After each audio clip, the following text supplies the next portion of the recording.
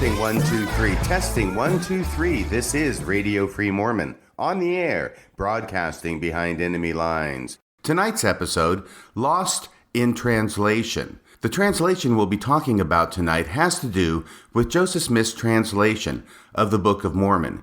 And the reason it's called Lost in Translation, well, it can mean that for a number of reasons. First and foremost, it has to do with the fact that it is easy, when discussing the subject of how exactly it was that Joseph Smith translated the Book of Mormon, it's easy to become lost in a morass of conflicting statements from witnesses to the process. Hopefully, tonight's episode will be able to bring some clarity to that confusion. I do not expect we will be able to settle the matter once and for all. However, there are certain things that we can learn when discussing the subject. Now, I have been thinking about this subject for the last several years, and a number of thoughts have come to my mind over that period of time, which I hope to be able to set forth in this podcast. The reason that these thoughts have gelled in my mind recently is because of an article that was written by Joseph Fielding McConkie and Craig J. Osler. These are two professors at BYU in the religion department. Now, Joseph Fielding McConkie has since passed on, but at the time they wrote this article back in the year 2000, Joseph Fielding McConkie was a professor of ancient scripture at BYU, and Craig J. Osler was an assistant professor of church history and doctrine at BYU. The title of their paper is The Process of Translating the Book of Mormon, and it was published together with several other papers in a book titled Revelations of the Restoration, a commentary on the Doctrine and Covenants and other modern revelations. This was published in Salt Lake City by Deseret Book in the year 2000. This particular article, The Process of Translating the Book of Mormon, can be found at pages 89 through 98 of that volume. It can also be found perhaps more easily on the internet. And the reason this paper was brought to my attention in the last several days is because a particular quote from this paper was brought up on another internet forum. And the reason it was brought up on another internet forum is because it was found interesting, and in fact I find it interesting too, that in this paper written by two professors at BYU in the year 2000, the overall argument is being made that Joseph Smith did not translate the Book of Mormon by use of his seer stone and placing it in a hat and then placing his face over the hat and then dictating the words that appeared on or above the seer stone. Instead, this paper argues for the orthodox opinion, the dominant narrative, that Joseph Smith did not use his seer stone to translate the Book of Mormon, but instead used the Urim and Thummim that were sealed up and buried with the plates for that purpose. Now, this paper does not go into detail as to how it was exactly that Joseph Smith did translate the Book of Mormon. Rather, it serves as a polemical piece arguing that Joseph Smith did not use the seer stone in translating the Book of Mormon. In other words, it doesn't say this is how Joseph Smith translated it. It really says that we have no idea how Joseph Smith translated the Book of Mormon, but we know that he didn't do it that way. This paper is approximately 10 pages in length, at least as it was published in the original volume. When I print it off the internet, it comes to about 6 pages in length, and that includes the bibliography. So when I refer to different pages in this document, for purposes of this podcast, I'm going to be using the pages that come off the version that I printed from the internet. The quote that brought this article to my attention is found on page 5 of the internet version. This quote has to do with one of the arguments the authors put forth as to why it is they believe that Joseph Smith did not use the seer stone to translate the Book of Mormon. Now, in the year 2000, this is 15 years before the church has finally admitted in the Ensign magazine, as well as in their essay on the internet, that Joseph Smith did actually use the seer stone in translating the Book of Mormon. This is the year 2000. It is a time at which the truth about the way Joseph Smith actually translated the Book of Mormon is beginning to come to light through the publication and dissemination of statements made by witnesses to the translation process. What these two BYU professors are doing in their paper is they are arguing against the tide of truth that is beginning to roll forth, and they are still trying to maintain the orthodox position that Joseph Smith did not use a seer stone to translate the Book of Mormon. Now, as one of their arguments, and this is actually their last argument, it's on page 5 of the internet version of this article, they use an argument that sounds eerily familiar. And the reason it sounds familiar is because it's the same argument that's used by critics of the church to argue against the idea that Joseph Smith did use a seer stone when translating the Book of Mormon. And the argument basically is that it doesn't make any sense. Why would the plates even need to be in existence and in the possession of Joseph Smith if he never looked at them while he was translating the Book of Mormon?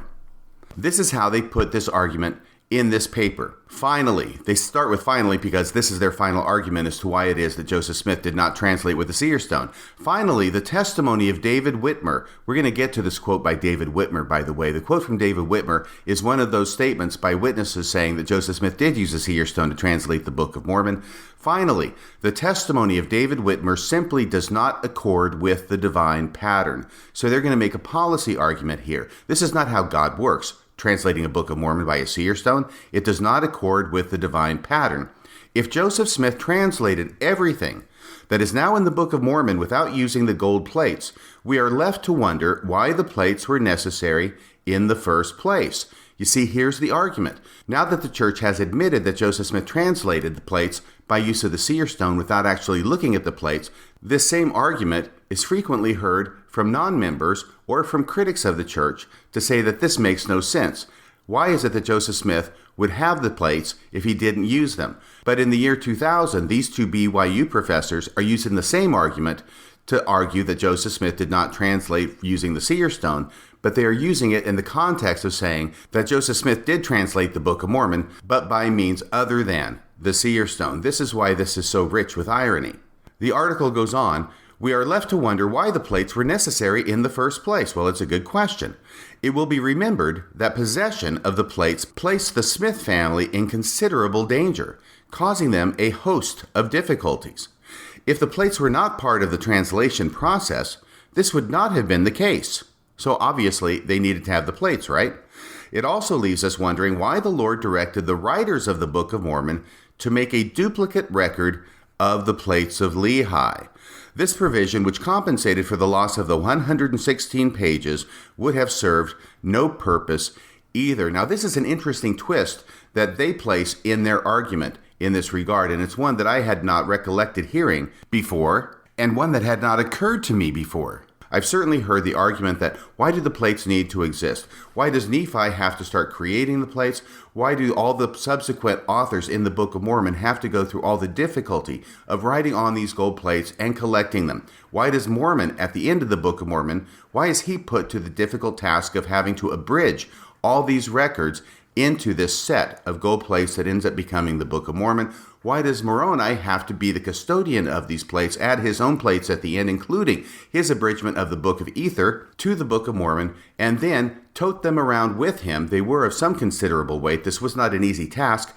Tote them around with him from place to place and from here to there over a period of decades at the end of his life, only to finally bury them in a hill which would ultimately be in upstate New York and close to the place where Joseph Smith would live approximately 1,400 years after they were buried. Why does Moroni have to appear to Joseph Smith to show him where the plates are? And why does Joseph Smith have to wait for 4 years to finally get the plates into his possession and then place the Smith family in the considerable danger that is talked about by the authors of the paper?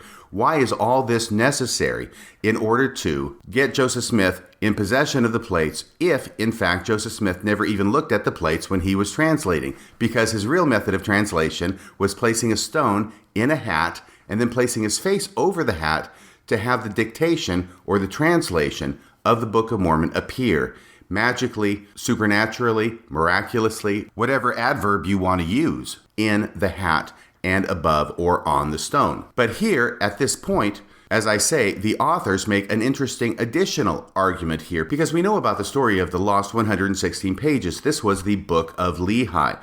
This is the first set of plates that were on top of the gold plates that were found by Joseph Smith. Joseph Smith spends a considerable amount of time and effort with his scribe, Martin Harris, dictating and translating the first 116 pages from this volume. Martin Harris wants to take the pages to show his family so that they can see that he's not out of his mind in believing what Joseph Smith is saying.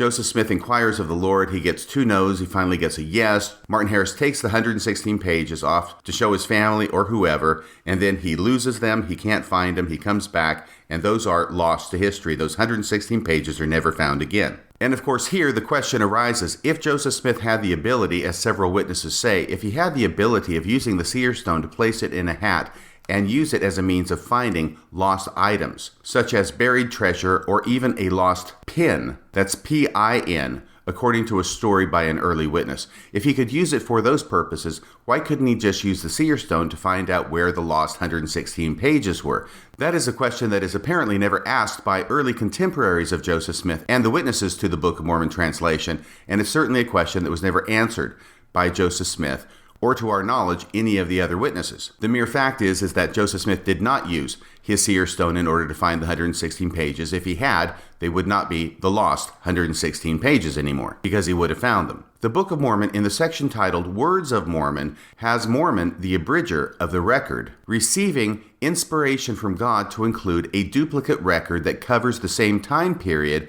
as those pages that would ultimately be lost. He calls them the small plates of Nephi, and he says that for a wise purpose in the Lord that he doesn't know why, he's going to include this separate section of plates, the small plates of Nephi, even though it covers the same record that he's already placed and abridged himself into the record. And these plates will indeed be very convenient because when the 116 pages are lost, now we have a second record that covers the same period of time, so that when Joseph Smith translates the Book of Mormon, the entire period from Lehi leaving Jerusalem all the way up to the final battle on Cumorah will all be accounted for. It will all be able to be covered. The lost 116 pages will not put a dent in the chronology of the narrative of the Book of Mormon. But here in this paper, these 2 BYU professors raise a very interesting question. This is an additional wrinkle to the question of why it is that Joseph Smith needed to have the plates in order to translate the Book of Mormon, if in fact he did not look at the plates during the translation.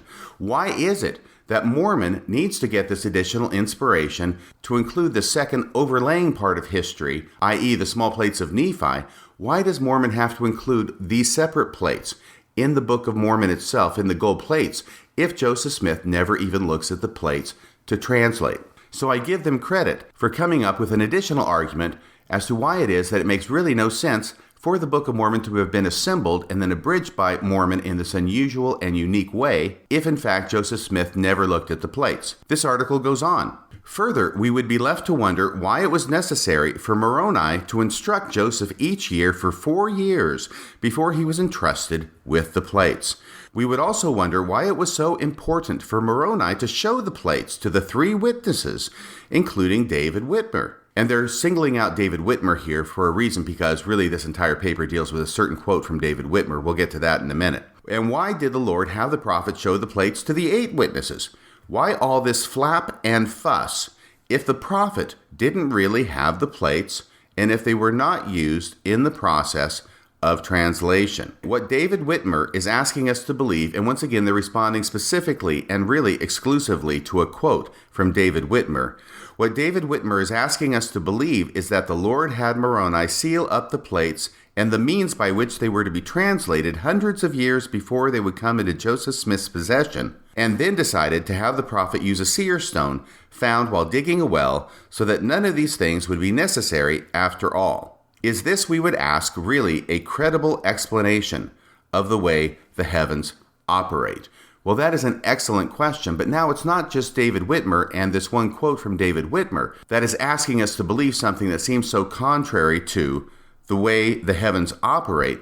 It is the LDS Church that is now asking us to believe this, because the LDS Church has now made it its official position in its essay on its website dealing with Book of Mormon translation that Joseph Smith did in fact translate the Book of Mormon as we have it today exclusively through using a seer stone in a hat and never actually looking at the plates during the course of translation. So let me read that last question from these 2 BYU professors, but instead of David Whitmer, I'll insert the LDS Church because The ground has shifted in the past 20 years. What the LDS Church, not David Whitmer, what the LDS Church is asking us to believe is that the Lord had Moroni seal up the plates and the means by which they were to be translated hundreds of years before they would come into Joseph Smith's possession, and then decided to have the prophet use a seer stone found while digging a well so that none of these things would be necessary after all. You see how it applies today to the LDS Church and not only to David Whitmer at the time they wrote the article. And actually, at the time they wrote the article, it applied to more than just David Whitmer. Once again, we'll get to that in a few minutes. But their final question applies equally to the LDS Church today as it did in their paper written 20 years ago to David Whitmer. Their question was this: is this, we would ask, really a credible explanation of the way the heavens operate? Well, I think that the answer to that depends upon your point of view. Obviously, it's a rhetorical question, as it is written here in this paper. The answer that they would give to that would be no. However, one would expect that now that the church has adopted that explanation of the seer stone method of translation as its official position, they probably would change their answer to that rhetorical question if it were asked again today. Now it would be a credible explanation of the way the heavens operate. 20 years ago, they would apparently have answered the opposite. But now I want to go to this paper, go to the first part of the paper, and I want to go through the paper step by step, because by doing so, it helps bring forth and coalesce all these different ideas that I've been having about the Book of Mormon translation over the last several years. Once again, when I read this article, it becomes clear to me that the purpose of this paper is apologetic. It is not really a historical paper. The reason it is written is to make a point. And the point, as I have said, is to poo-poo the idea that Joseph Smith used a seer stone to translate the Book of Mormon. And more specifically, it is to poo-poo the statement made by David Whitmer, and only the statement made by David Whitmer. That's the only statement they deal with in this paper. To discount this statement by David Whitmer and to show why it is that they believe it should not be relied upon, that it is not true, that it is not correct. Now, the reason I say this is obviously a polemical piece, in other words, it's just Mormon apologetics, is because not only does it deal only with the statement by David Whitmer, it does not deal with other statements by other witnesses that corroborate what David Whitmer said. I think it's pretty clear that these two professors at BYU would have been aware of these other statements made by other witnesses, and specifically we'll talk in a few minutes about the statement by Emma Smith. But they make their argument in such a way as to not talk about any other statements. They are focused exclusively, like a laser beam, on this one statement by David Whitmer. And I think that that also is revealing. It takes them a little while to get to the statement of David Whitmer in their paper, so let's go to that right now so you'll know exactly what it is that I'm talking about. I think that the details in this statement will not be new to most listeners of this podcast. They deal with this paper in a question and answer format, and they go through a number of questions before they finally get to the real purpose of the paper, which is on page 4 of the internet version. Question: in addition to statements of the prophet, the text of Doctrine and Covenants 9, and the testimony of Oliver Cowdery, who else has described the process by which the Book of Mormon was translated? Answer: perhaps prime among their number would be David Whitmer. Aha, we finally get to the point of the paper. Then they ask the question, what light does he shed on the matter? Well, this is David Whitmer. This is the individual who, although he left the church in the 1830s, he lived to a ripe old age and maintained the truth and his testimony of the Book of Mormon until his last breath. In fact, he's the individual who had his testimony of the Book of Mormon inscribed on his tombstone, so that he would be able to continue to testify of the Book of Mormon even after his death. But the question they ask is, what light does he shed on the matter? And their answer is, precious little. Now, that's not all of their answer, but that's the start of their answer, precious little. Obviously, they want to discount this individual who was so intimately associated and acquainted with the early days of Mormonism and is in fact one of the 3 witnesses to the Book of Mormon. It goes on. After saying precious little, then they're going to go through a number of arguments about why it is that David Whitmer should not be believed in his testimony. We'll get to that in due course as we work our way through the paper from the beginning, but I do want to get to the actual statement by David Whitmer, which they finally get around to not really quoting, but more paraphrasing. But here's what they say. Spanning a period of 20 years, from 1869 to 1888, some 70 recorded testimonies about the coming forth of the Book of Mormon claimed David Whitmer as their source. You see, he was bearing his testimony everywhere and every time he possibly could because he thought it was incumbent upon him to do so. The article goes on. Though there are a number of inconsistencies in these accounts, see how they want to undermine it right there without going into detail. They're going to say there are a number of inconsistencies in these accounts. So this is another reason why we should hesitate before we take it at face value. One wonders parenthetically whether the inconsistencies in Joseph Smith's first vision accounts would provoke the same reaction from these two authors. I'm guessing probably not. But here, they think that inconsistencies in the accounts that David Whitmer gives of the translation of the Book of Mormon, those should detract from his credibility. Though there are a number of inconsistencies in these accounts, David Whitmer was repeatedly reported to have said that after the loss of the 116 pages, the Lord took both the plates and the Urim and Thummim from the prophet, never to be returned. And actually, that's kind of confusing because I think maybe he said that the Urim and Thummim was taken, never to be returned, but certainly not the plates. The plates were obviously returned. That doesn't even make sense to me. Once again, they say that according to his statements, after the loss of the 116 pages, the Lord took both the plates and the Urim and Thummim from the prophet, never to be returned. In their stead, David Whitmer maintained, the prophet used an oval-shaped, chocolate-colored seer stone, slightly larger than an egg. Thus, everything we have in the Book of Mormon, according to Mr. Whitmer, and by the way, now according to the LDS Church, but in this article in the year 2000, according to Mr. Whitmer, everything we have in the Book of Mormon was translated by placing the chocolate-colored stone in a hat, into which Joseph Smith would bury his head so as to close out the light. While doing so, he could see, quote, now this is a quote from David Whitmer in this paper. While doing so, he could see, quote, an oblong piece of parchment on which the hieroglyphics would appear, end quote. And below the ancient writing, the translation would be given in English. Joseph would then read this to Oliver Cowdery, who in turn would write it. If he did so correctly, the characters and the interpretation would disappear and be replaced by other characters with their interpretation. And that is citing to a volume titled David Whitmer Interviews. They close out this part of their section by giving their opinion about what David Whitmer has to say. Such an explanation is, in our judgment, simply fiction, created for the purpose of demeaning Joseph Smith and to undermine the validity of the revelations he received after translating the Book of Mormon. They then give a number of reasons as to why it is that, in their opinion, David Whitmer should not be believed. As I say, the sole focus of this paper is to discount this statement by David Whitmer, which is extremely ironic in light of the fact that today this becomes the official version of the church, that this is the way that Joseph Smith translated the Book of Mormon.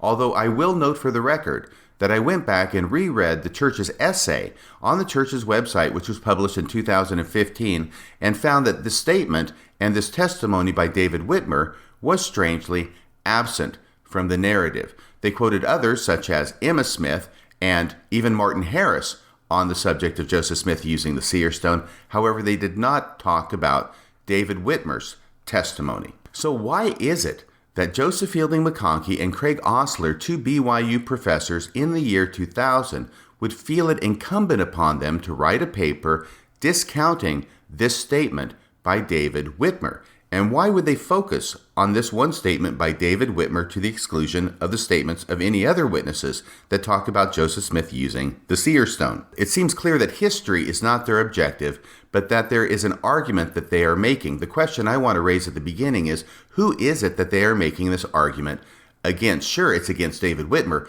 but who is it who's quoting David Whitmer that they feel the need to respond to?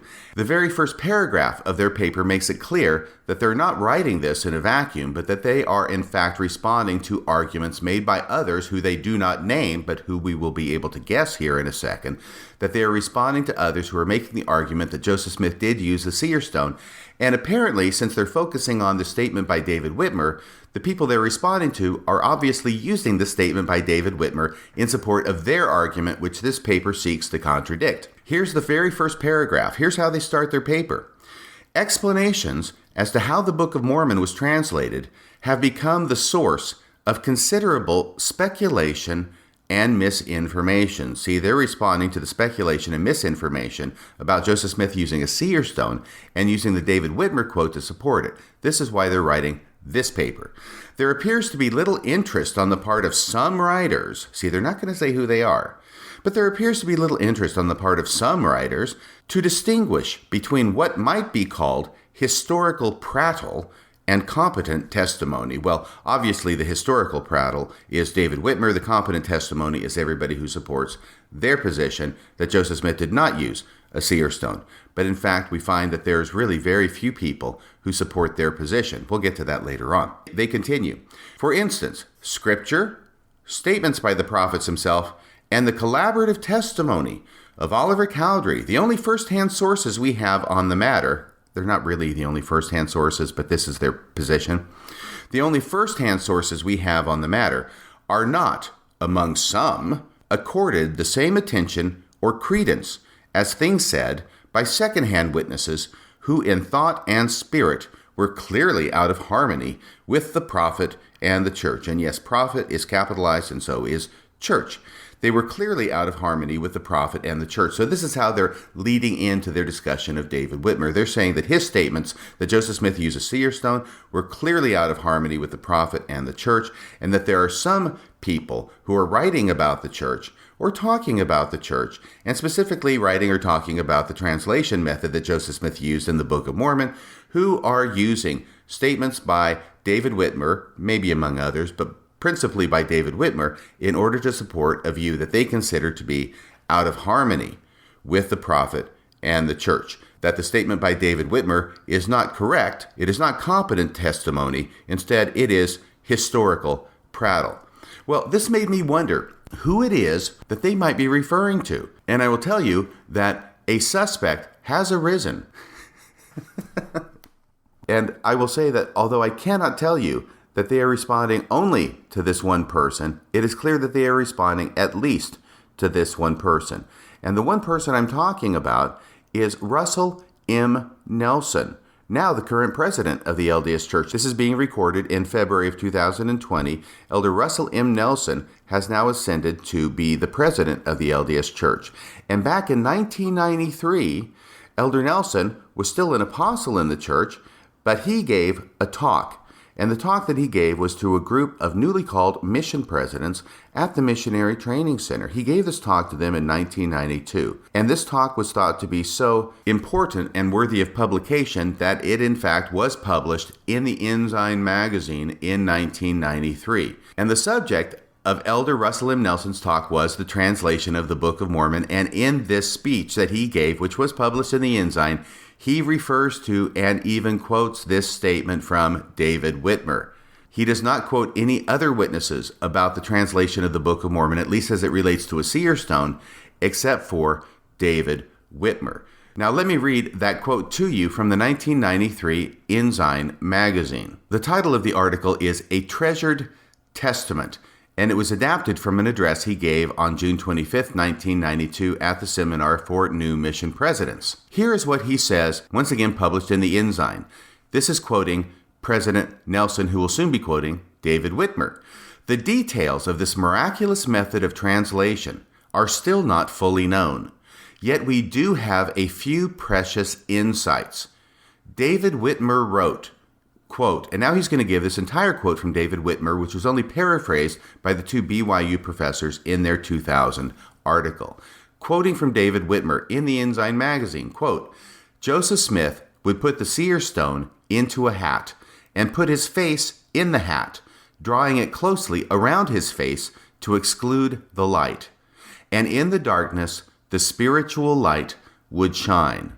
A piece of something resembling parchment would appear, and on that appeared the writing. One character at a time would appear, and under it was the interpretation in English. Brother Joseph would read off the English to Oliver Cowdery, who was his principal scribe, and when it was written down and repeated to Brother Joseph to see if it was correct, then it would disappear, and another character with the interpretation would appear. Thus, the Book of Mormon was translated by the gift and power of God, and not by any power of man. Period. End of quote from David Whitmer. And this quote from David Whitmer is from his book, An Address to All Believers in Christ, published in Richmond, Missouri in 1887, page 12. So this is the quote that Russell M. Nelson gives to us, published in the pages of the Ensign in 1993. And 7 years later, these two BYU professors write a paper in which they respond to this David Whitmer quote and seek to debunk the use of the quote. It would seem unlikely that two BYU professors would be unaware of this article published in the Ensign magazine, being an address that was given by an apostle of the LDS Church. It is hard to believe that either or both of these two BYU professors would be unaware of the use of this David Whitmer quote by Elder Russell M. Nelson in the 1993 Ensign. And when we are aware of that, we may be better able to understand why it is that these two BYU professors do not want to specifically designate who it is that's using this David Whitmer quote, and why it is that they feel the need to respond to the misuse, in their opinion, of this David Whitmer quote. Knowing that Elder Russell M. Nelson approvingly used this David Whitmer quote to describe the translation method of the Book of Mormon in 1993 makes it even more interesting as to how they couch their very first paragraph. I'm going to read that again, and now we'll have an additional light on the subject. Explanations as to how the Book of Mormon was translated have become the source of considerable speculative and misinformation. There appears to be little interest on the part of some writers. Are they talking about Elder Russell M. Nelson? Probably. There appears to be little interest on the part of some writers to distinguish between what might be called historical prattle and competent testimony. And then they accuse writers such as Russell M. Nelson of not looking at scripture or statements by the prophet himself or the collaborative testimony of Oliver Cowdery, but instead they accord the same attention or credence as things said by secondhand witnesses. They're calling David Whitmer a secondhand witness. They accord the same attention or credence as things said by secondhand witnesses who in thought and spirit were clearly out of harmony with the prophet and the church. So what they're saying is that Elder Russell M. Nelson is using a quote from David Whitmer talking about a translation method that is clearly out of harmony with the prophet and the church. I think it's very clear now why it is they didn't want to actually mention Russell M. Nelson's name. They are skating on thin ice enough as it is. There are no footnotes or endnotes in this particular article for them to use to specify who it is exactly that they are responding to, but they do have a brief bibliography at the back, and in the bibliography, they do not, repeat, not cite to this article in the Ensign by Elder Russell M. Nelson. That is perhaps the least surprising part of this paper. But before I go on to a more elaborate deconstruction of this paper by the two BYU professors, I want to tell you a story that occurred to me. Actually, it didn't occur to me. I'm the one who made it happen. But it occurred back in the year 2008. It was January of 2008, and I was teaching the gospel doctrine class in my ward. I had the calling to teach gospel doctrine for 4 years, and those 4 years were from 2006 to 2010. It was basically the middle of 2006 to the middle of 2010. I got a chance to go through all 4 years of the cycle of the standard works being taught in gospel doctrine class. There were a lot of interesting things that happened during those 4 years, but one of the most interesting happened in January of 2008, because in 2008, the subject of discussion and the subject of the class was the Book of Mormon. And in the very first few lessons, we talked, of course, about the translation of the Book of Mormon. Now, typically in my classes, I did not use visual aids at the beginning or attention-grabbing exercises at the beginning of class, as is frequently done by many teachers in the church. But on this particular day, I thought I would make an exception. And what I did was I brought my old beat-up farm hat to class. It wasn't a top hat. I don't have a top hat, but I did have an old beat-up farm hat. And so what I did was I brought this to church. And at the beginning of the gospel doctrine class, I got up in front. This was held in the chapel, so you can visualize this better. I got up in front of all the class members with this old beat-up hat, and I began to talk roughly as follows. I told the class that when I was a kid, I was really fascinated by things that glowed in the dark. And when I was growing up in the 1960s, it was becoming a recent kind of technology, at least to me, with watches to paint the numbers, or at least the lines next to the numbers, with paint that glowed in the dark. And I found this absolutely fascinating. I remember getting a watch for my birthday back in 1968, and it had luminous dials. And I loved looking at that luminous dial at night when I was in bed. But I also wanted to look at it sometimes during the day. But during the day, that luminous dial was not luminous because the light outside, the daylight, the sunlight, was much brighter than the dial itself. So what I could do, though, is I could take that watch off my wrist and I would demonstrate to the class, because actually in front of the class I had a watch with a luminous dial, and I'd take it off my wrist like I'm doing now, and I would say I could put it in the cup of my hand. I could hold my hands together in a cup and then put that watch in my cup, and I could hold that cup up to my eye, and in the darkness I could still see the luminous dials. And that was really, really cool. The only problem is that when it's in the cup of my hand and I'm looking at it like that, I can see that there's something glowing, but I can't really see what the number is. I can't focus on it because it's too close to my eyeball. I can see it glowing, but I can't really read it. Now I produce the hat, and I say, but if I want to read it, I have to get it far enough away from my eye that I can read it, but it still has to be dark enough that the luminous dials will glow. So I took the watch, I put it in the bottom of the hat, I held the hat up to my face, and I said, and now I can not only see the luminous dials glowing in the dark, I can actually read them because they're far enough away from my face. Now, at this point, there are some people who are looking at me like I'm crazy. And there is one sister who is sitting over here as I'm standing up in front of the class. She's over here to my right. This sister was the bane of my existence as a gospel doctrine teacher. She is the one who was always complaining that I wasn't following the manual. She is the one who, when I got off track, which she felt I did on a regular basis, she wore a path along the indoor-outdoor carpeting from the chapel to the bishop's office because she would go there to complain about my teaching so much. But this sister is laughing so hard that she is turning red in the face and tears are streaming down her cheeks because I look so ridiculous, and she cannot believe that I'm doing this in front of the entire class. Well, I am relishing the moment that's coming up because I know exactly where this is going, and you know exactly where this is going, but apparently nobody in my class, and especially this particular sister, had no idea where I was going. So I give this complete demonstration in front of the class, and then I finally pull my face out of my hat, and I look around, and I say, well, some of you must be wondering why on earth it is that I'm giving this demonstration and talking about something so off-topic as my watch, the glowing dials, and putting it in a hat and putting my face in the hat in a lesson that's supposed to be talking about the translation of the Book of Mormon and how Joseph Smith translated the Book of Mormon. I'm sure there must be somebody here, I say to the class, I'm sure there must be somebody here who knows why it is that I'm doing this. And I look around the class, there must have been 40, 50 people here expecting at least 1, 2, 3, 4, 5 hands. Come on, somebody to know why it is that I'm doing this. But nobody raises a hand. I can't believe this. I actually say, really, is there nobody? I give them another chance. No hands are raised. So I say to the class, because that's how Joseph Smith translated the Book of Mormon. At that point, you could hear a pin drop in this chapel. And I went on to explain how it was that Joseph Smith translated the Book of Mormon by using the stone in the hat. But I knew that if I came in there just with a hat and a watch and my word for it, I might end up being crucified by the time that class was over. So I had in my back pocket a copy of the 1993 Ensign magazine, or at least a copy of the article, with Elder Russell M. Nelson quoting David Whitmer to the effect that that is in fact how it was done. And I read that to the class so that they really basically had to accept the fact that I was telling them the real story.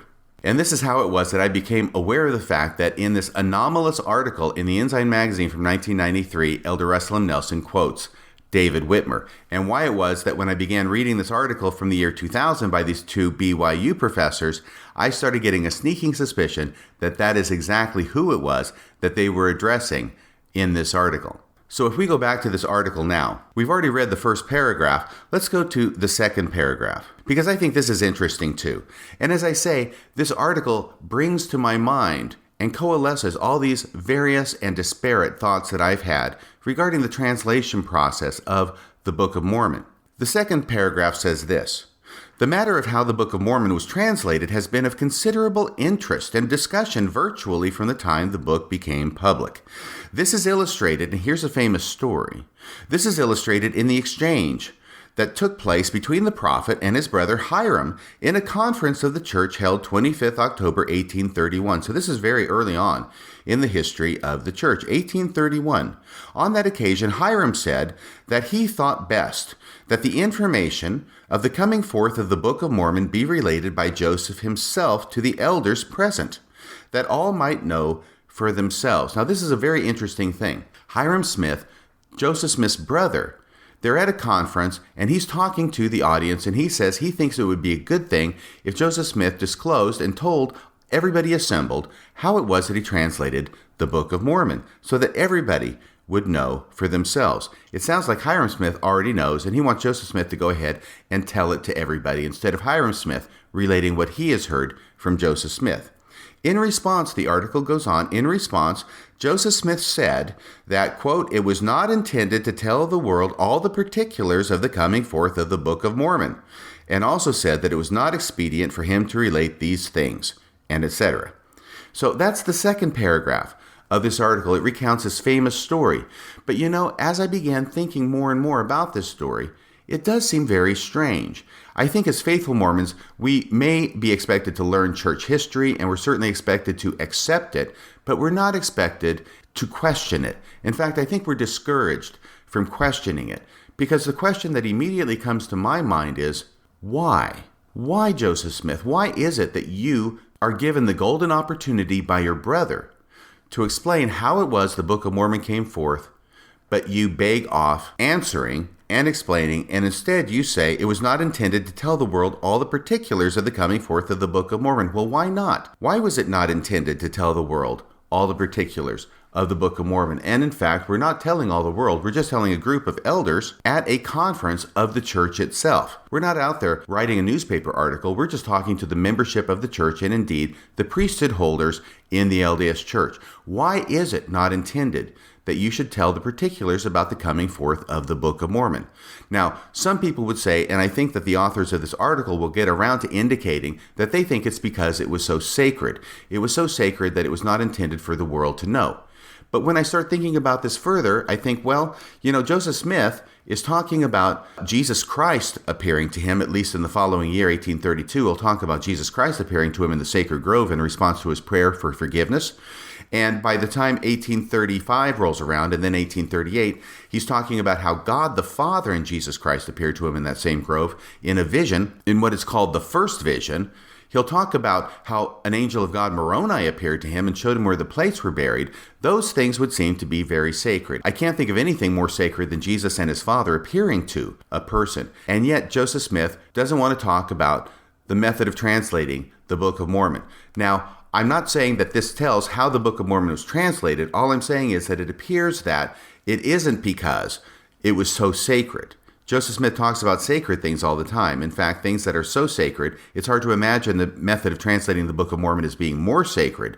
There's some reason other than its sacredness that Joseph Smith does not want to talk about the method of translating the Book of Mormon. For some reason, he seems to be uncomfortable with describing how it is that he translated the Book of Mormon. Why that is, we don't know. All I'm saying is, it's probably not because it was so sacred. But here is Joseph Smith at this conference of elders in 1831, and here's his good old brother Hiram getting up in front of everybody and saying, hey, Joseph Smith, this would be a great time for you to tell how it was you translated the Book of Mormon. And Joseph Smith basically gets up and says he's thrust into this position by his brother Hiram, and he basically has to say, ixnay on the anslation tray. Hiram, hey. We don't want to talk about that. I don't want to talk about that. Thanks a lot for putting me in this position. Once again, we don't know why it is that he didn't want to talk about it, but the fact that he didn't want to talk about it is suggestive. Perhaps the reason he didn't want to talk about it is because he did not think that if he talked about the details, it would promote faith in the elders who were in his audience. Perhaps there's another reason. I don't know. At this point, I'm just speculating, as everybody else has to do. The only thing we know is that Joseph Smith was given the golden opportunity to explain it, and he begged off. And later on, the only statement he gives is that it was translated by the gift and power of God. That's it. That's all I'm going to say. I'm not going to go into any other details. Instead, we are left to the statements of other witnesses of the translation process to find out what it is that they saw and what they understood that translation process to be. The article by the two BYU professors now goes on. Yet it was not intended that we be entirely ignorant of the process of translation. Otherwise, the revelation recorded in Doctrine and Covenants, section 9, would not have been included in a compilation of revelations intended for the eyes of the entire world. Now, they're going to get to their argument based on Doctrine and Covenants, section 9, here in a minute. We'll deal with that when we get to it. This is, of course, the section that talks about you must study it out in your mind. There are principles involved here of which every faithful Latter-day Saint ought to be a competent witness.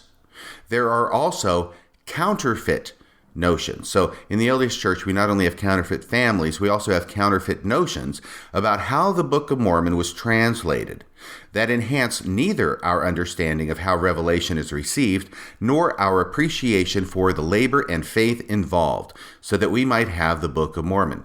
Perhaps the matter can be treated most directly in a question and answer format. We will proceed in that manner. So that's the introduction to their paper, and now they begin with questions and answers dealing with the subject of how it was that Joseph Smith translated the Book of Mormon. And once again, more than not, they're going to deal with how Joseph Smith did not translate the Book of Mormon than they are going to deal with the question of how Joseph Smith actually did translate the Book of Mormon. And when they get to their arguments about how Joseph Smith did translate the Book of Mormon, we can see that they don't end up making a whole lot of sense once we think about them for more than, 5 seconds. So here is the first question that they get to in their paper. This is still on page 1 of the internet version of their paper titled, The Process of Translating the Book of Mormon.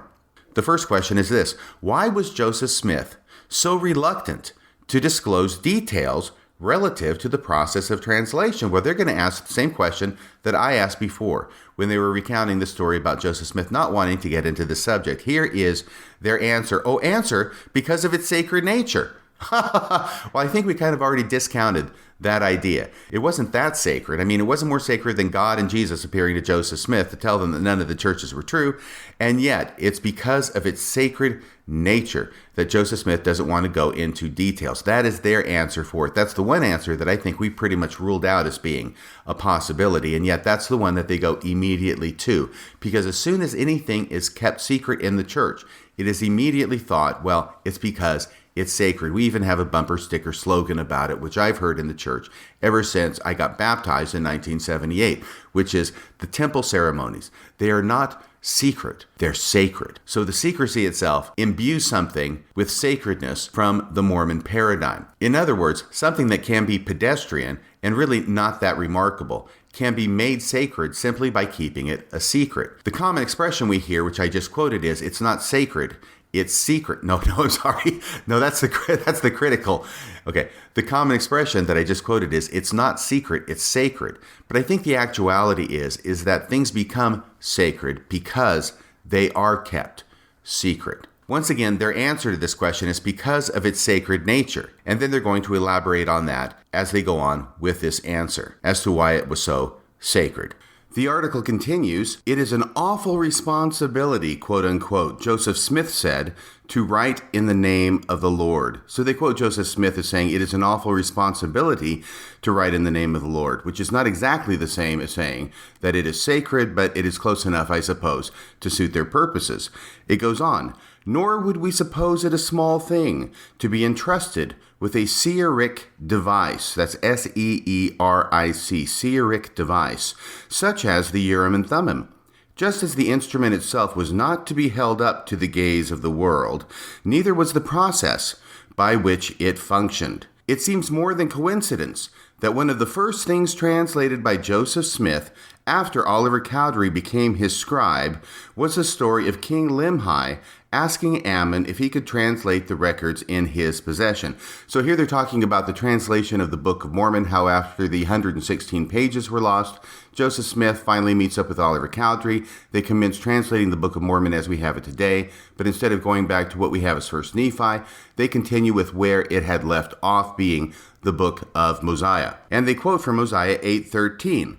Ammon responded that he could not. In other words, he could not translate the records that were in King Limhi's possession. He could not, but he knew one who could.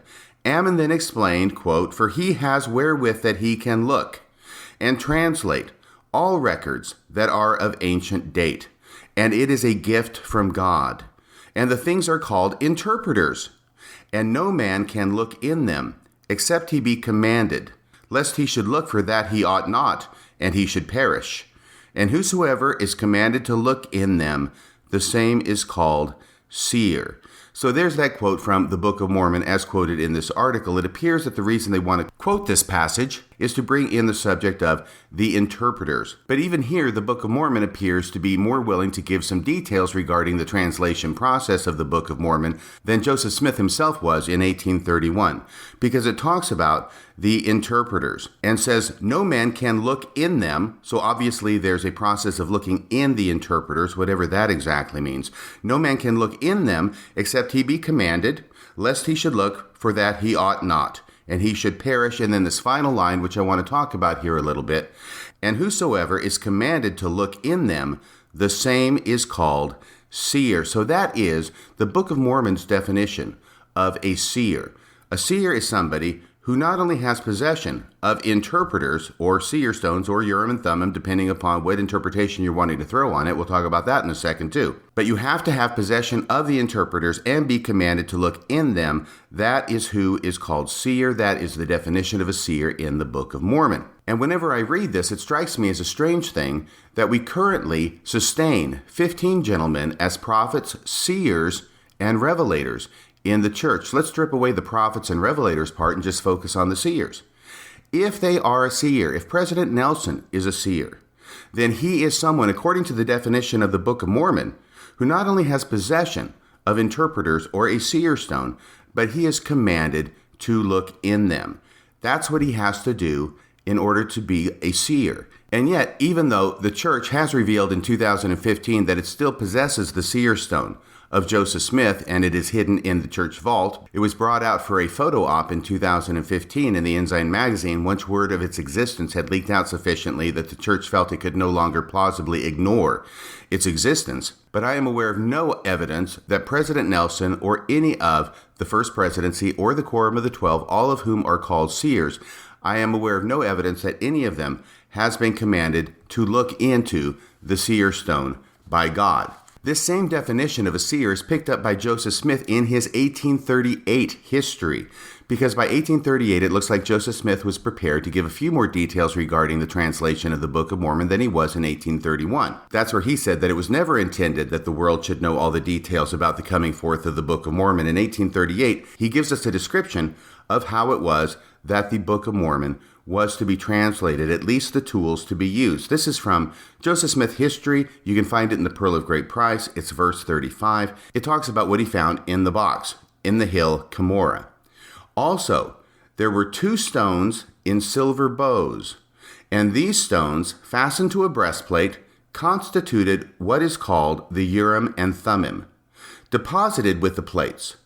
And, now get this, and the possession and use of these stones were what constituted seers in ancient or former times, and that God had prepared them. Why? God had prepared them for the purpose of translating the book.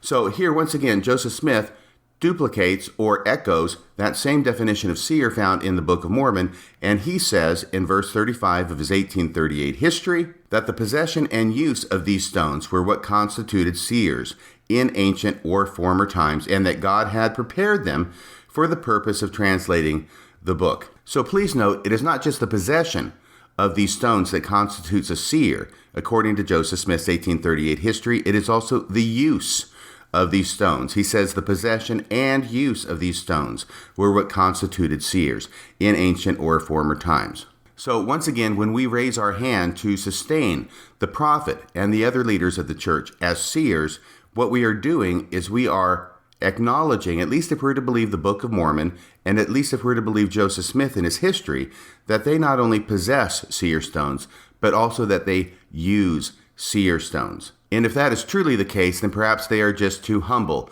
to acknowledge it publicly. Now, there's another anomaly in this passage that I want to discuss with you.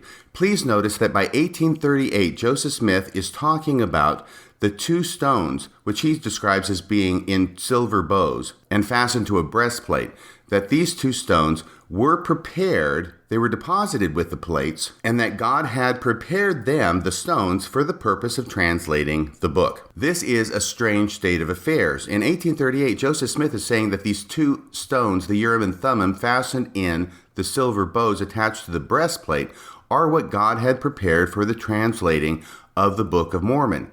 And yet, according to the earliest witness testimonies, Joseph Smith did not use the two stones that he found in the box that were in the silver bows and attached to the breastplate for translating the Book of Mormon. Instead, he used a seer stone that he had in his possession prior to the translation of the Book of Mormon and prior to Moroni appearing to him to show him where the gold plates were buried. A seer stone that he had used in treasure digs with his neighbors in upstate New York and also as far south as the border of New York and Pennsylvania, where he went to use them for a treasure dig for Josiah Stoll in 1825. I don't mean to confuse you by laying on too many details here. Once again, this is why this episode is called Lost in Translation. Not only is the translation subject itself extremely complicated and convoluted and contradictory, it's easy to get lost in the details of it. But the very fact that this is the state of things with the facts related to statements about the coming forth of the Book of Mormon and its translation are so convoluted and contradictory, then it can make it very easy to get lost in those facts. Once again, the main point I'm trying to make here is that according to Joseph Smith, two stones were prepared by God and deposited with the plates for the purpose, and I'll quote him again here, for the purpose of translating the book. That is Joseph Smith's testimony. And it's also riffing on something that's in the Book of Mormon itself. Once again, we'll get to that here in a second, which raises the question, if God took two stones and deposited them with the plates, or had Moroni deposit them with the plates for the purpose of translating the book, why is Joseph Smith not using those stones to translate the book? Why instead is he using a brown seer stone that he had in his possession prior to obtaining the plates? Why does Joseph Smith substitute this method for the method that God had prepared and ordained, and which Joseph Smith himself admits to that fact in his history? This is an argument that is related to the argument regarding why it was that the Nephites took all this time and effort to inscribe their history on gold plates, that Mormon took all the time to abridge it. We've gone over this before, but why was all this effort made to create the plates, to get them to Joseph Smith, for him to protect the plates from people who are trying to get them from him? Why all this effort if Joseph Smith never looked at the plates? So that's one argument. This is a similar and related but slightly different argument, which is, why did God prepare seer stones and have Moroni deposit them in the stone box with the plates for the purpose of translating the plates, according to Joseph Smith, for the purpose of translating the book, if Joseph Smith did not use those stones to translate the book? Now, once again, this is 1838, so this is well on in the development of the history of the church. We'll come back to that in a second. But I want to focus now on something that Joseph Fielding Smith wrote back in the 1950s and 1960s. In one of his answers to gospel questions, he addresses this question, and he argues for the fact that Joseph Smith did not use a seer stone to translate the plates because of this specific argument, i.e., why on earth would God prepare stones for translating the plates and then have Joseph Smith not use the stones that God had prepared? This doesn't seem to make any sense, at least not to Joseph Fielding Smith. And in some sense, I think we can see that Joseph Fielding McConkie, who was one of the two BYU professors who wrote this article, which was published in 2000 that we've been reading from, is continuing to promote that position. And Joseph Fielding McConkie, as you know, was the grandson and in fact the namesake of Joseph Fielding Smith. So he's continuing to carry the torch that was originally put forward by his grandfather in Answers to Gospel Questions. Let me read to you a passage from that article. This is from Volume 3, pages 225 and 226 of Doctrines of Salvation. Oops. Is that true? Doctrines of Salvation? Actually, it's not Answers to Gospel Questions, apparently. It's really from Doctrines of Salvation, Volume 3, pages 225 through 226. This is Joseph Fielding Smith. Doctrines of Salvation is a 3-volume collection of statements by Joseph Fielding Smith, and that was made by his son-in-law, Bruce R. McConkie. He's the one who edited these and collected them and organized them for publication in the 3-volume work, Doctrines of Salvation. So once again, here's Joseph Fielding Smith making this argument. Quote, while the statement has been made by some writers that the prophet Joseph Smith used a seer stone part of the time in his translating of the record. Okay, hang on just a second.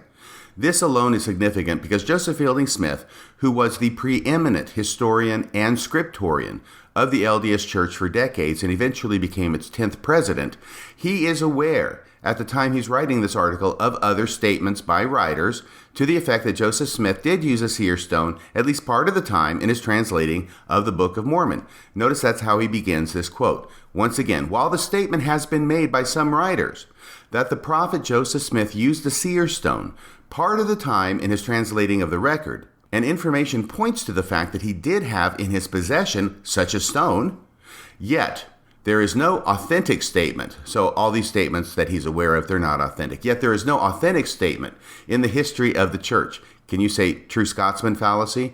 And yet there is no authentic statement in the history of the church which states that the use of such a stone was made in that translation. So he's probably aware of the David Whitmer statement. That's not going to be an authentic statement. He's probably aware of the Martin Harris statement. That's not going to be an authentic statement. He's also likely aware of the statement by Emma Smith, which we'll get to here eventually. But that is also not an authentic statement, at least in Joseph Fielding Smith's point of view. I made a mention to the true Scotsman fallacy. Let me break that down in case you don't know what it is. A true Scotsman fallacy is a logical fallacy. It is a logical error in thinking, which means that if you want to promote a certain position, and you have statements that contradict your position, then you simply say that those are not to believe. They're not authentic. The authentic ones, the authentic statements are the ones, of course, that promote your position. The others are not authentic. The idea comes from the idea of a true Scotsman, where a statement might be made that no Scotsman would ever hate haggis. And then the person brings up the counter argument, well, I'm a Scotsman and I hate haggis. And the response then is, well, no true Scotsman would ever hate haggis. That would be an example. In other words, you override contradicting evidence by saying that no true Scotsman would ever hate haggis, or whatever the situation might be. Here, Joseph Fielding Smith has at least 3 contradicting statements to his point of view, but he's going to brush them aside without quoting them, without even talking about them, and just say, well, they're not authentic. He says, yet there is no authentic statement in the history of the church which states that the use of such a stone was made in that translation. Okay, now he goes on with his argument. The information is all hearsay. Oh my gosh, hearsay. Yeah, right. The information is all hearsay, and personally, I do not believe that this stone was used for this purpose. Interesting that he goes here to his own personal belief. Apparently, his position is not as rock solid, pardon the pun, as he might like to present. He says, personally, I do not believe that this stone was used for this purpose. The reason I give for this conclusion is found in the statement of the Lord to the brother of Jared, as recorded in Ether, chapter 3, verses 22 through 24. These stones, the Urim and Thummim, and by the way, let me break here for a second. At no place in the Book of Mormon are the interpreters or the stones ever referred to as the Urim and Thummim. That is a later development. But he's taking the phrase Urim and Thummim and casting it back into the Book of Mormon as if the Book of Mormon actually used that phrase. This is significant, as we'll show later. Joseph Fielding Smith goes on. These stones, the Urim and Thummim, which were given to the brother of Jared, were preserved for this very purpose of translating the record, both of the Jaredites and the Nephites. Then again, the prophet was impressed by Moroni with the fact that these stones were given for that very purpose. There he's referring to the history of the church section, which we just read, because when we read that quote from Joseph Smith, actually he's quoting Moroni when he appeared to him and talking about the contents of this stone box. He hasn't actually retrieved them yet, but Moroni is appearing to Joseph Smith and telling him what's in the stone box, including those stones which were prepared for the purpose of translating the book. So that's what Joseph Fielding Smith means when he says, then again, the prophet was impressed by Moroni with the fact that these stones were given for that very purpose.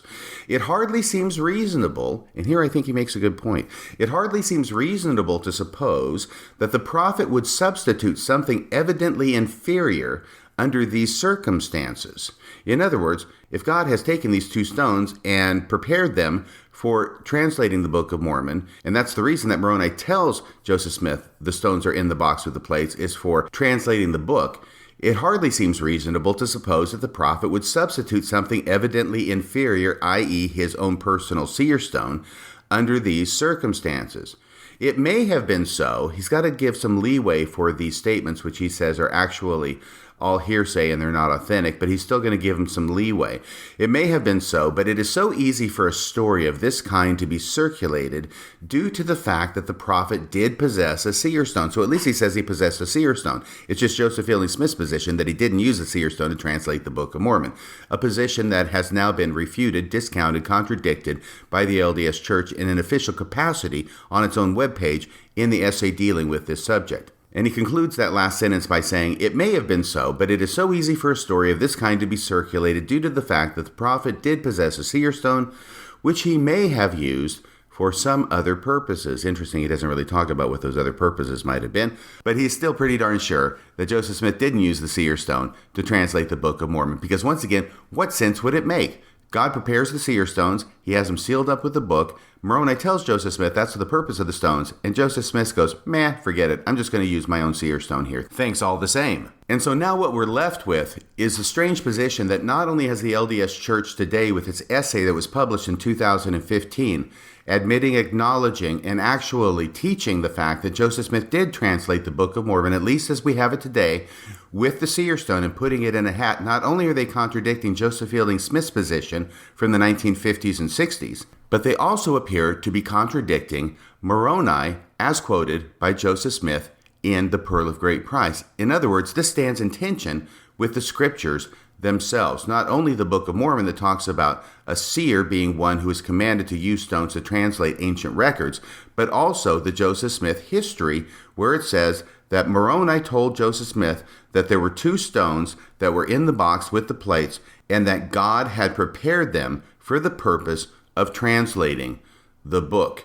You see how this stands in tension with it? Joseph Smith says these stones were placed in the box for the purpose of translating the book, and the church today is saying, no, Joseph Smith did not use these stones for the purpose of translating the book. Instead, he used his own personal seer stone. Now, because of this tension, there has been an effort made, I believe, in order to try and find some place in the translation of the Book of Mormon where Joseph Smith actually did use these seer stones, i.e. the Urim and Thummim that he talks about in his 1838 history. If God prepared them for the purpose of translating the book, but we've got all these statements over here by other witnesses talking about Joseph Smith using a seer stone in a hat, i.e. using this inferior method, using the phrase of Joseph Fielding Smith, then there must have been some place where Joseph Smith actually used the Urim and Thummim. So since we know it wasn't during the translation of the Book of Mormon as we have it today, what is customarily done is to try and shove it earlier into the translation of the 116 pages, i.e. the first segment of translation, which Joseph Smith did primarily using Martin Harris as his scribe. And yet it does not appear to be the case that Joseph Smith used this Urim and Thummim he describes in his history in translating the 116 pages either. In contrast to that idea, there is a story told by Martin Harris. It's a famous story. Probably every one of you who's ever been a member of this church knows this story, talking about an incident that occurred when Martin Harris was serving as Joseph Smith's scribe during the dictation of the first 116 pages of the Book of Mormon. On the Fair Mormon website, you can find a quote that contains this story from Martin Harris. It's in an article written by Stephen Ricks for the Foundation for Ancient Research and Mormon Studies. In this article by Stephen Ricks titled Converging Paths, Language and Cultural Notes on the Ancient Near Eastern Background of the Book of Mormon, he quotes Martin Harris as follows. He leads into it with this statement. Quoting from the article, Martin Harris aided in the translation of the Book of Lehi. So yes, this is the Book of Lehi. This is the lost 116 pages. This is before the translation of the Book of Mormon as we have it today. This is what Martin Harris is reported as saying. After continued translation, they would become weary. He and Joseph would become weary and would go down to the river and exercise by throwing stones out on the river and etc. While so doing, on one occasion, Martin found a stone very much resembling the one used for translating. So you see here he's using a seer stone. And on resuming their labor of translation, Martin put in its place the stone that he had found. He said that the prophet remained silent, unusually and intently, gazing in darkness. You see, he's using his hat. No traces of the usual sentences appearing on the stone, as was the custom, right? Much surprised, Joseph exclaimed, Martin, what is the matter? All is as dark as Egypt. Martin's countenance betrayed him, and the prophet asked Martin why he had done so. Martin said to stop the mouths of fools who had told him that the prophet had learned those sentences and was merely repeating them. And so this is a story that Martin Harris tells somebody else later on about his role in the translation of the 116 pages. And while this was faith-promoting to Martin Harris, it nevertheless shows us that at least on this occasion, and apparently the customary practice was in translating the 116 pages not to use the 2 stones and the silver bows fastened to the breastplate, but to use the seer stone in the hat, i.e. in darkness, where Joseph Smith, all is as dark as Egypt, to use the seer stone in the hat, and this seer stone was sufficiently common looking enough that Martin Harris could find one that he thought was absolutely identical just down at the river while they were throwing rocks. So what it's starting to look more and more like is based upon the testimony of witnesses and the admission of the church. Joseph Smith used a seer stone in his hat exclusively when dictating what we have today as the Book of Mormon.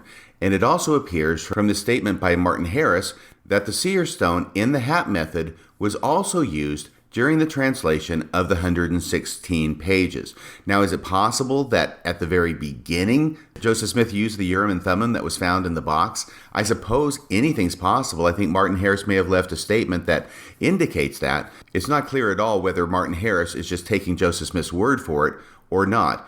But it does appear from Martin Harris's story about the stone at the river and swapping it out with Joseph Smith's stone in the hat, that it was the common practice for Joseph Smith to use his seer stone in translating the 116 pages when Martin Harris was his scribe as well. So I want to round out this part of the episode on Lost in Translation. This is obviously going to be a multi-part podcast, but I want to round out the end of part 1 at least by talking about how it is that a seer stone that was used to translate virtually all, if not all, of the 116 pages, and definitely all of the Book of Mormon as we have it today, ends up becoming, in Joseph Smith's history, a Urim and Thummim, described as being 2 stones and a silver bow fastened to a breastplate, which were buried with the gold plates specifically for the purpose of translating the book, when obviously that was not what happened. It appears that what happened here is something that happened in other categories as well, but talking first specifically about how the seer stone became a Urim and Thummim. It appears that the early origins of Mormonism, including the translation of the Book of Mormon, the restoration of the priesthood by Peter, James, and John, and other items of early Mormon history, were firmly rooted in the folk magic that was prevalent in Joseph Smith's day. After the church was organized, however, there appears to have been an effort made to take those items of folk magic and biblicize them. And what I mean by biblicize is take things that are folk magic and change their nature and change their description and change the terms used to describe them to terms that are rooted in the Bible. Now, this Urim and Thummim is a classic example. The Urim and Thummim is a biblical term, and it is used to describe a stone or perhaps 2 stones that were contained in the breastplate, in a pouch in the breastplate of the high priest of Israel. First off with Aaron, and subsequently with those who succeeded him in the office of high priest. They had 2 stones that were contained in the high priest vestment in the breastplate, called the Urim and Thummim. It's Hebrew, it means lights and perfections, and those were used in some way that is not described in the Old Testament, some way of divining perhaps, some way of divining the will of God. Now, I think the most common understanding of this among Old Testament scholars is that these were lots of some sort, i.e. they're like dice, and they could be rolled, and based upon what was rolled, this was determined to be the will of God being manifest through the casting of lots or the rolling of dice, similar to what we have in Acts chapter 1 in the New Testament, where the new apostle was called and chosen to take the place of Judas, who had fallen and transgressed and gone off and killed himself. But regardless of how the Urim and Thummim actually worked, there appears to have been a process by which the seer stone, the brown seer stone that Joseph Smith actually used to translate all of the Book of Mormon, including the 116 pages, and over time there was an effort made to recast this seer stone as the Urim and Thummim in order to make it look like the translation of the Book of Mormon was completed by something that is much more biblical in nature. Seer stone sounds magic-y. Urim and Thummim sounds biblical. If we're going to start a Christian church that's based on the Bible as well as additional scripture, but definitely based on the Bible, we want it to sound more biblical in nature. And that appears to be what happened here. One piece of evidence in this regard is the fact that in the 1833 Book of Commandments, in a specific revelation which we will get to, the word Urim and Thummim is not used. And yet in the 1835 Doctrine and Covenants, the Urim and Thummim magically appears in the same revelation. Let me back up here just a second, just to make sure this is very clear to everybody. In 1833, Joseph Smith and the church produced a collection of Joseph Smith's revelations. This is in the Book of Commandments. Now, this is the book that was published in Missouri, 1833. There's a mob that comes, destroys the press. There haven't been any books of commandments published yet when the press is destroyed, but two girls take a bunch of the pages that have been printed. They go running out into the cornfields to escape the mob, and then those pages are subsequently bound and published as the Book of Commandments. And so because of that history, it has a very limited edition. It is very valuable today if you have a copy of the Book of Commandments. But that's that story. That's where the Book of Commandments comes from. And in 1835, an enlarged version of the Book of Commandments was published, and that was the Doctrine and Covenants. So that's the first edition of the Doctrine and Covenants, is 1835, but it republishes many of the commandments, if not all of the commandments or revelations that were in the 1833 Book of Commandments. So what we have in many instances is that the Book of Commandments, the revelations there in the 1833 version, are republished in 1835 in the Doctrine and Covenants, and when we compare the same revelation from the 1833 Book of Commandments to the 1835 Doctrine and Covenants, we can frequently find some interesting additions and changes. Now, one of the most famous changes has to do with section 27 in our current Doctrine and Covenants, which talks about Peter, James, and John appearing to Joseph Smith and giving him the priesthood.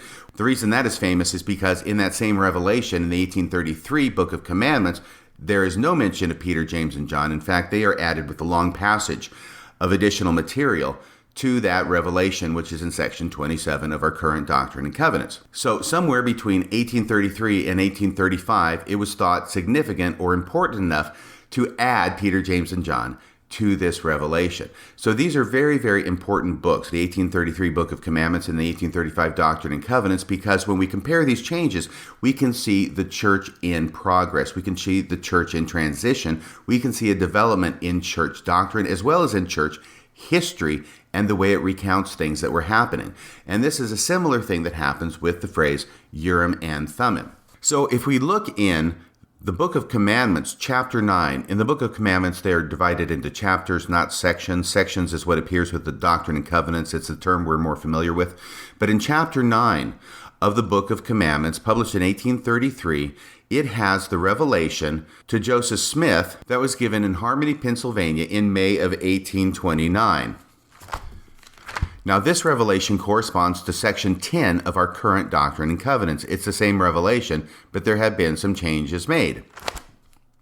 And I'm just going to read the first verse. Here's the first verse from 1833 of this revelation. Now, behold, I say unto you, that because you delivered up so many writings, which you had power to translate, into the hands of a wicked man. This is Martin Harris, the wicked man. This is the revelation where God talks to Joseph Smith about why it is that he is not to retranslate the lost 116 pages, but instead that there is this second history, the small plates of Nephi, which he can translate instead. Once again, it says, Now behold, I say unto you that because you delivered up so many writings, which you had power to translate into the hands of a wicked man, you have lost them. You also lost your gift at the same time. Let's stop right there, okay? Because you'll notice that in that verse, there is no mention of the Urim and Thummim. Instead, it just talks about you delivered up so many writings. Nothing about the Urim and Thummim. So that's 1833. 2 years goes by. Now we're going to publish the same revelation in the Doctrine and Covenants, and lo and behold, what to my wondering eyes should appear but the Urim and Thummim? Here is verse 1 from section 10 of the Doctrine and Covenants. You can look this up yourself. Now behold, I say unto you, that because you delivered up those writings which you had power given unto you to translate, by the means of the Urim and Thummim, into the hands of a wicked man, you have lost them, and you also lost your gift at the same time. So notice that the Urim and Thummim, which was not mentioned in the 1833 version of this revelation, suddenly appears in the 1835 account of this revelation. This particular point is not the subject matter of tonight's podcast. I'm not going to go into exhaustive historical detail. It's my understanding that it was William W. Phelps that is the first person to have used the appellation Urim and Thummim to Joseph Smith's seer stone. But now we get to the point where in the 1835 account of the Doctrine and Covenants, Urim and Thummim is being used to describe the seer stone. And by 1838, Joseph Smith is describing the Urim and Thummim in greater detail, it being 2 stones and silver bows fastened to a breastplate. But this is one of the reasons it is so easy to get lost in the translation process, because a later term, Urim and Thummim, that was used to describe the seer stone in order to give it more biblical gravitas, biblical historicity, biblical rootedness, ends up becoming used as a substitute for the seer stone, and then it is used in documents written after 1833 to describe the seer stone being used prior to 1833.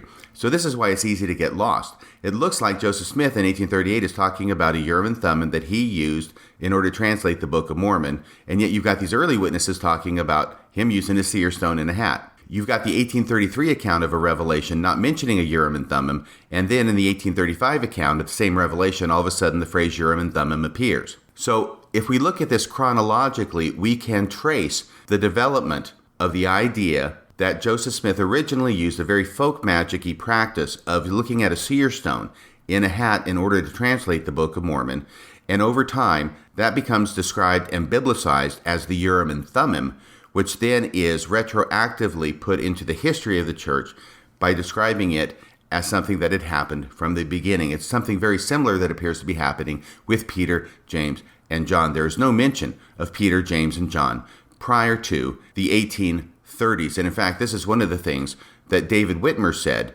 concerned him very much, and Thomas Marsh echoed him in this concern, that they never heard anything about Peter, James, and John until many years after Peter, James, and John were supposed to have appeared, which was in 1829. That's when they were supposed to have appeared. That's what we all learn in the church. But they didn't hear about it until the 1830s. And in fact, in section 27, you can look at it in the 1833 Book of Commandments. No mention of Peter, James, and John.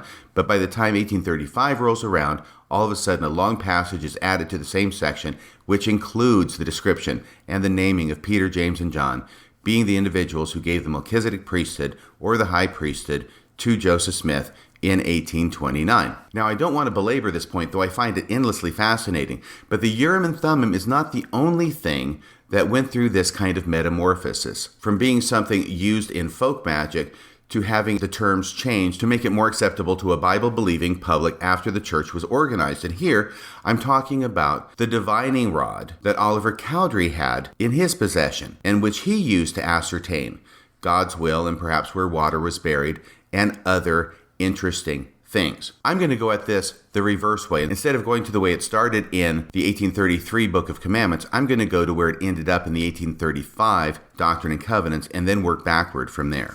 This is going from section 8 of the Doctrine and Covenants. Now, it's section 8 and section 9 that deal with translation directions to Oliver Cowdery. Section 8 is where Oliver Cowdery gets the green light to go ahead and translate the Book of Mormon and help Joseph Smith with this project. And section 9 is the explanation as to why it was that it didn't work, why this whole project fell flat.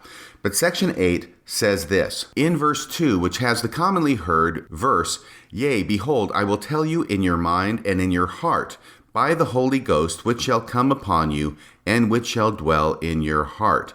Now that's the part that usually gets quoted in church. What we do not go on and quote is the following, where it talks about Oliver's gift. Commencing in verse 3, "Now behold, this is the spirit of revelation. Behold, this is the spirit by which Moses brought the children of Israel through the Red Sea on dry ground." Verse 4, "Therefore, this is thy gift." So this is God talking to Oliver Cowdery. "Therefore, this is thy gift. Apply unto it, and blessed art thou. For it," your gift, "for it shall deliver you out of the hands of your enemies, when, if it were not so, they would slay you and bring your soul to destruction." Well, what on earth is this gift that Oliver Cowdery has? "Oh, remember these words and keep my commandments. Remember, this is your gift." There's a lot of stress on this gift that Oliver Cowdery has in this section, section 8. "Now this is not all thy gift, for you have another gift." Oh, Oliver Cowdery has another gift. This is the one that's really going to be interesting. "For you have another gift, which is the gift of Aaron." Aaron, that's Moses' brother. "You have the gift of Aaron. Behold, it has told you many things." What is this gift of Aaron that Oliver has that has told him many things? Verse 7 says, "Behold, there is no other power, save the power of God, that can cause this gift of Aaron to be with you." Wow, this is a special gift. Verse 8, "Therefore doubt not, for it is the gift of God, and you shall hold it in your hands." Now that's interesting. What is the spiritual gift that Oliver Cowdery has that is called the gift of Aaron, that no other power than the power of God can cause to work, and that Oliver Cowdery can hold in his hands.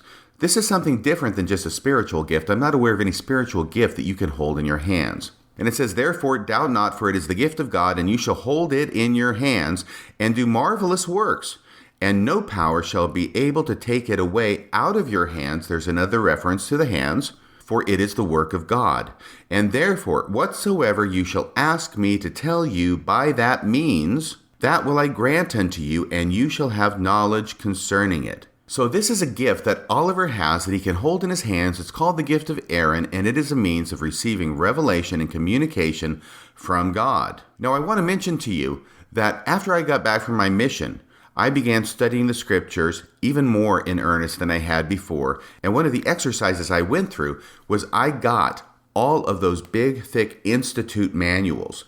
I wasn't taking the Institute class on these subjects. I did take Institute class, but on different subjects. But I made a point of getting the Institute manuals and reading through the scriptures, and at the same time reading through the Institute manual so I could uncover and learn more about the scriptures. I remember doing this at home, and I remember doing this with the Doctrine and Covenants, and I had the Institute manual of the Doctrine and Covenants with me. And there were times at which I would read the scriptures, and the scriptures would raise a question in my mind, and I wanted to know the answer.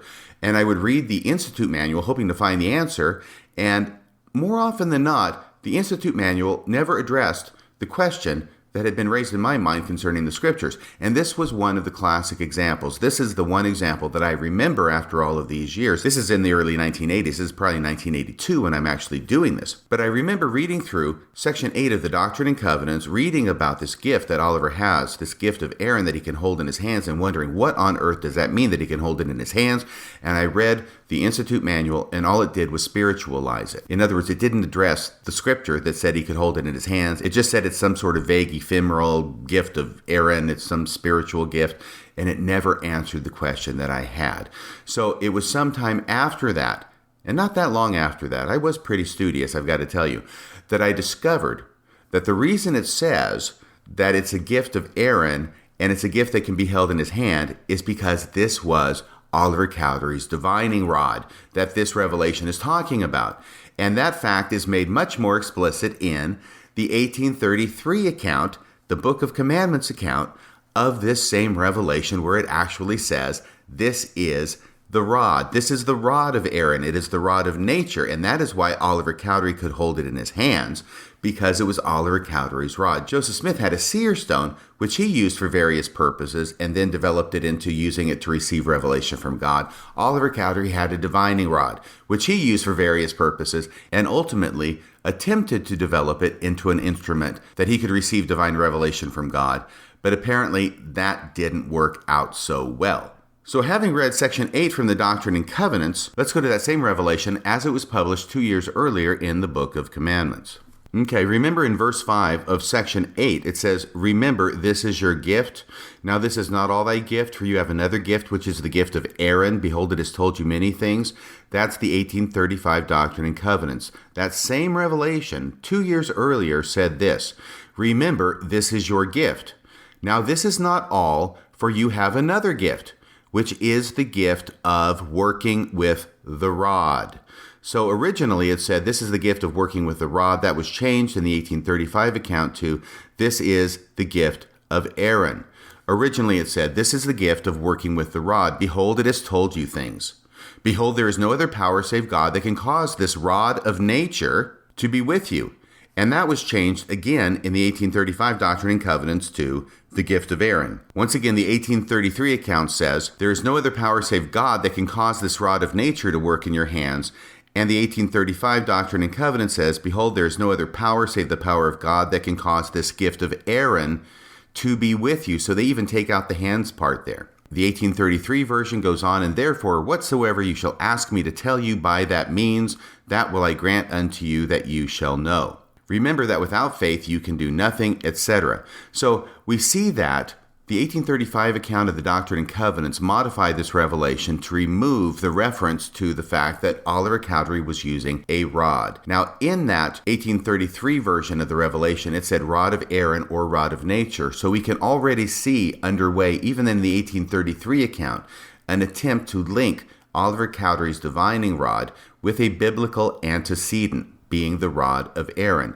So what I'm trying to show here is that the seer stone, over time becoming biblicized into the Urim and Thummim, is not without precedent.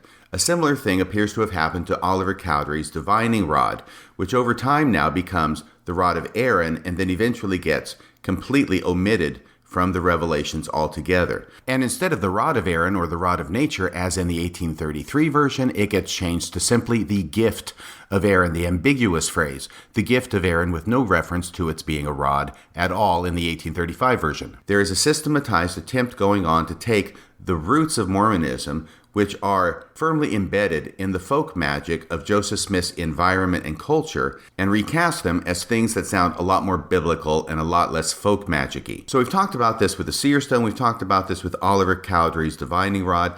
Now the last thing I'm going to talk about tonight, I promise, the last thing I'm going to talk about tonight is that the same kind of process appears to have been gone through with the messenger who appeared to Joseph Smith to show him the Book of Mormon and where the Book of Mormon, the gold plates, were hidden. It appears that it is quite likely that it didn't start out as an angel of God, i.e. a biblical kind of angel of God, even though his name is Moroni.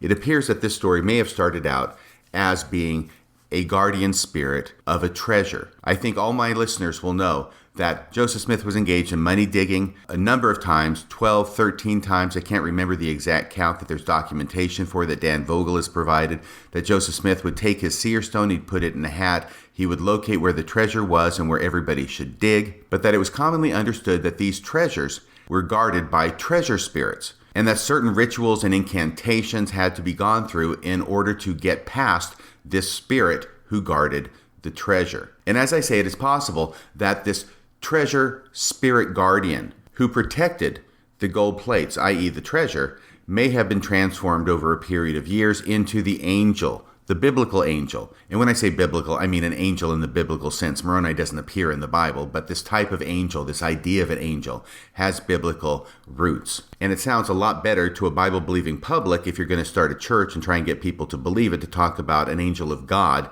appearing to show you where the plates were hidden, rather than a guardian spirit. The evidence that I want to point to in support of this position is an affidavit that was signed by Willard Chase on December 11th, 1833.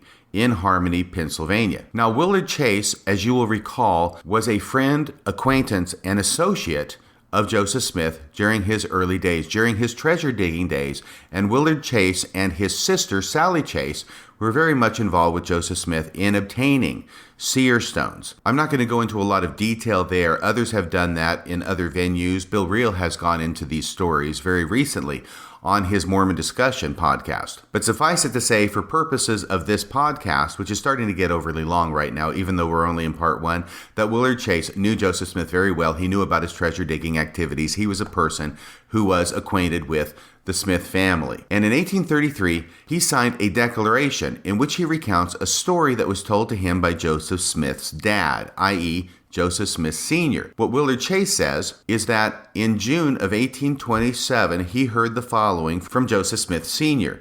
So June 1827, he's signing this in 1833. That would have been 6 years before.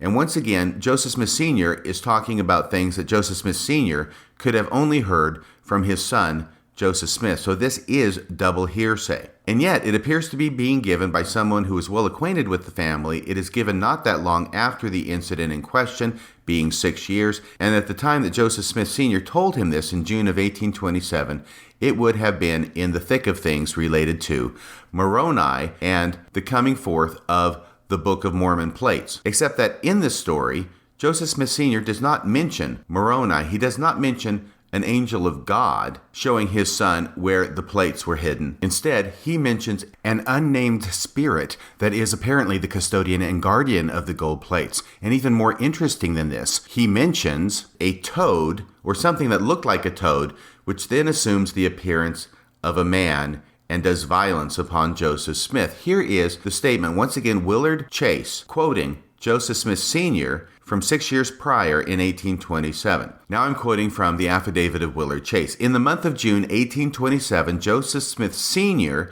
related to me the following story. And now he's going to quote Joseph Smith Sr.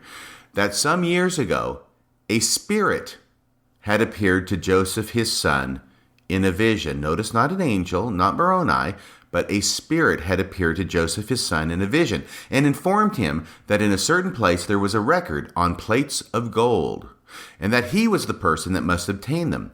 And this he must do in the following manner. On the 22nd of September he must repair to the place where was deposited this manuscript, dressed in black clothes and riding a black horse with a switched tail, and demand the book in a certain name. And after obtaining it, he must go directly away and neither lay it down nor look behind him. See all these folk magic elements associated with getting the plates? But notice the detail that Joseph Smith was ordered not to put the plates down or look away from the plates when he was in the process of retrieving the plates from the hill. The affidavit goes on. They accordingly fitted out Joseph with a suit of black clothes and borrowed a black horse. He repaired to the place of deposit and demanded the book, which was in a stone box, unsealed, and so near the top of the ground that he could see one end of it, and raising it up, took out the book of gold. But fearing someone might discover where he got it, he laid it down to place back the top stone as he found it. So here Joseph Smith opens the box by taking off the top stone, removes the book of gold, but then he's worried that someone might see where it was he got the gold plates from, and he puts the stone back on top of the box. But in order to do that, he has to set the gold plates down on the ground. Once again, going back to the declaration, he took out the book of gold, but fearing someone might discover where he got it, he laid it down to place back the top stone as he found it. And turning around, to his surprise, there was no book in sight. See, the gold book had disappeared. He again opened the box, and in it saw the book. So it's magically reappeared inside the stone box, and attempted to take it out, but was hindered. Now listen closely to this next part. Joseph, he saw in the box something like a toad, which soon assumed the appearance of a man, and struck him on the side of his head.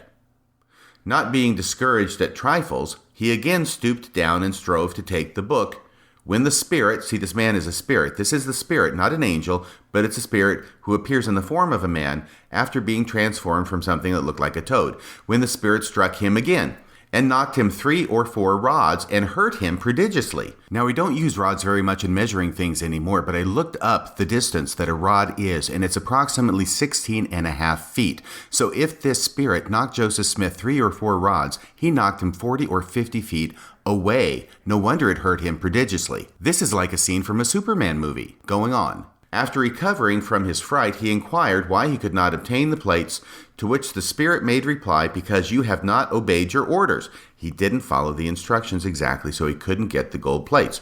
He then inquired when he could have them, and was answered thus, come 1 year from this day, and bring with you your oldest brother, and you shall have them. This spirit, he said, was the spirit of the prophet who wrote this book, and who was sent to Joseph Smith to make known these things to him. Before the expiration of the year, his oldest brother died, which the old man said was an accidental providence. Joseph went 1 year from that date to demand the book, and the spirit inquired for his brother, and he said that he was dead. So apparently the spirit doesn't know his brother's already died. The spirit then commanded him to come again in just 1 year and bring a man with him. On asking who might be the man, he was answered that he would know him when he saw him, and the declaration goes on. But the main thing I want to focus on is that according to the Willard Chase affidavit from 1833, in his conversation with Joseph Smith Sr. from 6 years prior in June of 1827, there is no mention of an angel guarding the gold plates. There is no mention of an angel showing Joseph Smith where the gold plates are hidden. Instead, there is a mention of a spirit who appears in the form of a man. It is a spirit who acts in every particular just like a traditional guardian spirit would act. He is one who guards the treasure and does not allow it to be taken unless the orders are followed expressly. And then typically the orders are not followed, so the plates cannot be gotten, the treasure cannot be gotten. And then when he gives a condition that has to be followed for a year later, then that can't be followed either because Alvin, Joseph Smith's older brother, had passed away. And once again, there's the interesting statement here. He saw in the box something like a toad which soon assumed the appearance of a man and struck him on the side of his head. If that sounds eerily similar to the salamander letter, the forgery by Mark Hoffman, there's a reason for that, because this quote in this affidavit by Willard Chase is almost doubtless the source, the inspiration for the salamander letter. Once again, this was not a completely new idea that there would be a salamander in a box that would transform itself into a man, which is what was in the salamander letter, the forgery. That was not a completely new idea. It did not come out of left field. If it had, it would not have been accepted and believed to be genuine. Instead, the reason that Mark Hoffman was able to get people to believe that this really could be genuine was not just because it looked like a true and authentic document. It did not look like a forgery, but it also said things that had connections in other statements and declarations and documents from early Mormon history, specifically like this declaration by Willard Chase. Declarations and documents that the church at large had no knowledge of, but experts in the field did know about. And at this point, to refresh your recollection, it might be a good idea to go back to that forgery, that salamander forgery that was produced by Mark Hoffman. It is a letter that was purportedly, not really, but purportedly, remember, it's a forgery, purportedly written by Martin Harris to W. W. Phelps. It is dated from Palmyra, October 23rd, 1830. It begins, "Dear Sir," and here is the most controversial aspect of the salamander letter forgery. "In the fall of the year 1827, I hear Joseph found a gold Bible. I take Joseph aside, and he says it is true. I found it 4 years ago with my stone, but only just got it because of the enchantment.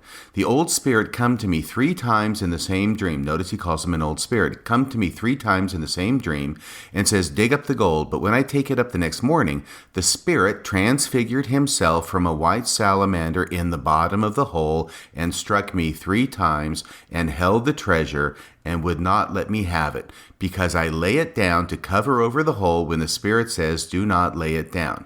See how it is that this forgery that Mark Hoffman produced in the infamous salamander letter closely tracks the details of the actual affidavit given by Willard Chase in 1833. Really, about the only difference is that instead of a toad, the forgery calls it a salamander.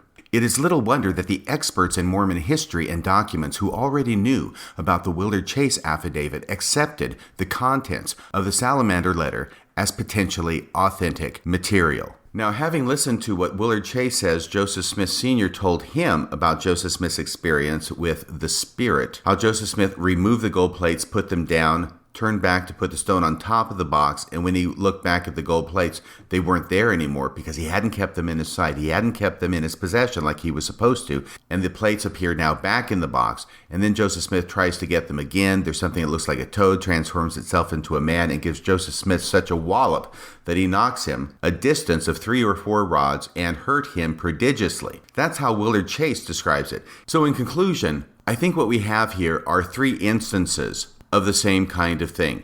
We have Joseph Smith's seer stone over time becoming a Urim and Thummim. We have Oliver Cowdery's divining rod over time becoming the rod of Aaron and then just becoming the gift of Aaron with no reference to the rod whatsoever. And we may have a spirit, a treasure spirit, a guardian spirit who transforms himself into a man from something that looks like a toad and gives Joseph Smith a wallop upside the head in order to keep him from getting the plates after he has disobeyed his orders.